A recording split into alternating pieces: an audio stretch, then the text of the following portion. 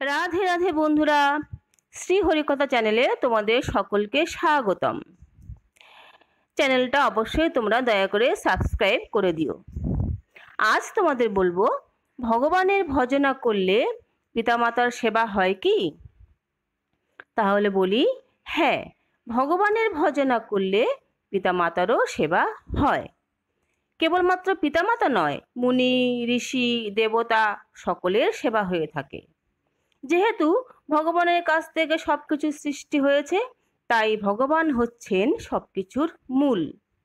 যেভাবে গাছের গোড়ায় জল দিলে তার শাখা প্রশাখা পত্র পুষ্প সবই পরিপুষ্ট হয়, এবং উদরকে খাদ্য দিলে যেমন সমস্ত অঙ্গ প্রত্যঙ্গগুলি পুষ্ট হয়, ঠিক সেইরূপ ভগবান সন্তুষ্ট হলে সবাই তুষ্ট হন। হ্যাঁ, তাই বলে কি ভগবানের ভজনা করব আর পিতামাতা দেখাশোনা করব না? বাড়িতে বৃদ্ধ পিতামাতা থাকলে তাদের সেবা যত্ন করব না? তাও কিন্তু নয়।